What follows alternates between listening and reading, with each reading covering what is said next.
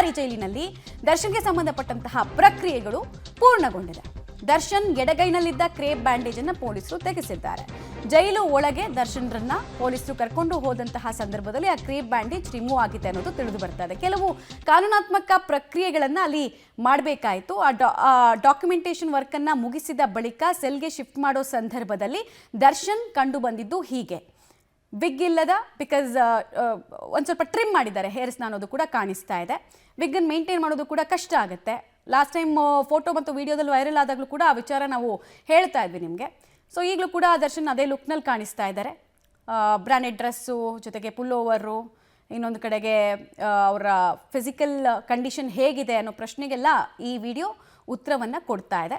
ಕೈಯಲ್ಲಿದ್ದಂತಹ ಬ್ಯಾಂಡೇಜನ್ನು ತೆಗೆಸುವ ಕೆಲಸವನ್ನು ಪೊಲೀಸರು ಮಾಡಿದ್ದಾರೆ. ವೈದ್ಯಾಧಿಕಾರಿಗಳು ಒಪಿನಿಯನ್ ತಗೊಂಡಿರ್ತಾರೆ ಅಫ್ಕೋರ್ಸ್. ಆಮೇಲೆ ನಾನು ಹೇಳಿದಾಗೆ ಒಂದು ಫಿಸಿಕಲ್ ಟೆಸ್ಟು, ಒಂದು ಮೆಡಿಕಲ್ ಟೆಸ್ಟನ್ನು ಮಾಡಿಸಿರ್ತಾರೆ.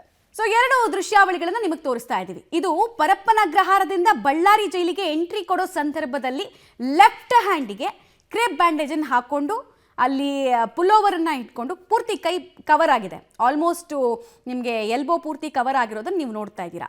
ಸೊ ಒನ್ಸ್ ಜೈಲಿನ ಒಳಗೆ ಎಂಟ್ರಿ ಕೊಟ್ಟ ಬಳಿಕ ಆ ಫಿಸಿಕಲ್ ಟೆಸ್ಟನ್ನು ಮಾಡ್ತಾರಲ್ಲ, ಮಾಡುವಂತಹ ಸಂದರ್ಭದಲ್ಲಿ ಕ್ರೇಪ್ ಬ್ಯಾಂಡೇಜ್ ಹಾಕುವಂತಹ ಅಗತ್ಯತೆ ಇಲ್ಲ ಅನ್ನೋದು ಮನವರಿಕೆ ಆಗುತ್ತೆ. ಮತ್ತು ಸೆಲ್ಗೆ ಶಿಫ್ಟ್ ಮಾಡೋ ಸಂದರ್ಭದಲ್ಲಿ ಯಾವುದೇ ಅಂಥ ವಸ್ತುಗಳನ್ನು, ಹಗ್ಗದ ಮಾದರಿ ವಸ್ತು ಇರ್ಬೋದು ಅಥವಾ ಈ ರೀತಿ ಕ್ರೇಪ್ ಬ್ಯಾಂಡೇಜ್ ಇರ್ಬೋದು, ಅನ್ನೆಸೆಸರಿಯಾಗಿ ಹಾಕೋದಕ್ಕೆ ಬಿಡಲ್ಲ.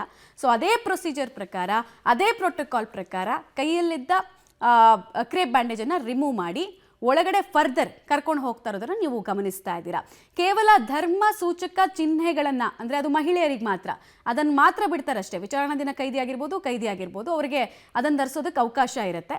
ಅದನ್ನು ಬಿಟ್ಟರೆ ಪುರುಷರಿಗಂತೂ ಅಂಥದ್ದು ಯಾವುದೇ ರೀತಿಯಾದಂತಹ ಅವಕಾಶಗಳು ಇರಲ್ಲ. ಕ್ರೇಪ್ ಬ್ಯಾಂಡೇಜ್ ಅಥವಾ ಕೈಗೆ ಏನೋ ತುಂಬ ಸಮಸ್ಯೆ ಆಗಿದೆ ಅಂತ ಹೇಳಿದ್ರೆ ಡಾಕ್ಟರ್ ಒಪಿನಿಯನ್ ಪ್ರಕಾರ ಜೈಲಲ್ಲೇ ಒಂದು ಆಸ್ಪತ್ರೆ ಇರುತ್ತೆ, ಅಲ್ಲಿ ಹೋಗಿ ಟ್ರೀಟ್ಮೆಂಟನ್ನು ತೊಗೊಳ್ಬೋದು. ಸೊ ಅದೇ ಪ್ರಕಾರ ಅದೇ ನಿಯಮವನ್ನು ಪಾಲಿಸುವ ನಿಟ್ಟಿನಲ್ಲಿ ಕ್ರೇಪ್ ಬ್ಯಾಂಡೇಜನ್ನು ತೆಗೆಸಿ ಮುಂದಕ್ಕೆ ಸಾಗ್ತಾ ಇದ್ದಾರೆ. ಮತ್ತು ಜೈಲಿನ ಸುತ್ತಮುತ್ತ ಕೂಡ ನೀವು ನೋಡ್ತಾ ಇರ್ಬೋದು ಯಾವ ರೀತಿಯಾಗಿದೆ ಅಲ್ಲಿನ ಪ್ರದೇಶ ಅಂತ ಹೇಳಿ. ಗೋಡೆಗಳಿಗೆಲ್ಲ ಸುಣ್ಣ ಬಳಿದಿದ್ದಾರೆ. ಕಾರಣ ಅಲ್ಲಿನ ಉಷ್ಣ ಆ ರೀತಿ ಇದೆ. ಯಾಕೆ ಇದನ್ನು ಹೇಳ್ತಾ ಇದ್ದೀನಿ ಅಂದರೆ, ಆ ಪುಲೋವರ್ನ ಕ್ಯಾರಿ ಮಾಡಿದಾರಲ್ಲ, ಸೊ ಅದನ್ನು ಹಾಕ್ಕೊಳ್ಳುವಂತಹ ಸಂದರ್ಭ ಏನಾದರೂ ಬರುತ್ತಾ ಅಂತ ಕೇಳಿದ್ರೆ ಬಳ್ಳಾರಿ ಅನ್ನುವಂತಹ ಪ್ರದೇಶದಲ್ಲಿ ವಿಪರೀತ ಹೀಟ್ ಇರುತ್ತೆ. ಸೊ ಸದ್ಯಕ್ಕಂತೂ ಅಂಥ ಪ್ರಸಂಗ ಬರಲ್ಲ, ಅಂಥ ಪ್ರಮೇಯ ಬರಲ್ಲ ಅಂತ ಹೇಳ್ಬೋದು. ಆದರೆ ಮಗನ ಬಗೆಗಿನ ಪ್ರೀತಿಯನ್ನು ತೋರಿಸೋ ನಿಟ್ಟಿನಲ್ಲಿ ಅದನ್ನು ಹೋಗಿದ್ದ ಕಡೆ ಎಲ್ಲ ಕ್ಯಾರಿ ಮಾಡಬಹುದು. ಮತ್ತು ವಿಚಾರಣೆ ದಿನ ಕೈದಿ ಆಗಿರೋದ್ರಿಂದ ಅವರಿಗೆ ಯೂನಿಫಾರ್ಮ್ ಇರಲ್ಲ. ಸಜಾ ಕೈದಿ ಆದರೆ ಮಾತ್ರ ಯೂನಿಫಾರ್ಮನ್ನು ಧರಿಸಬೇಕಾಗತ್ತೆ. ವಿಚಾರಣಾ ದಿನ ಕೈದಿಯ ಟ್ರಯಲ್ಸ್ ನಡೆದು ಅದರಲ್ಲಿ ಕನ್ವಿಕ್ಷನ್ನ ಅಥವಾ ಅಕ್ವಿಟೆನ್ಸಾ ಅದೆಲ್ಲವೂ ಡಿಸೈಡ್ ಆಗೋ ತನಕ ಅವ್ರಿಗೆ ಈ ಥರ ಕಲರ್ಫುಲ್ ಡ್ರೆಸ್ಗಳಲ್ಲಿ ಓಡಾಡೋದಕ್ಕೆ ಅವಕಾಶವನ್ನು ಮಾಡಿಕೊಡ್ಲಾಗತ್ತೆ. ಒಟ್ಟಿನಲ್ಲಿ ಬಳ್ಳಾರಿ ಜರ್ನಿ ಶುರುವಾಗಿದೆ.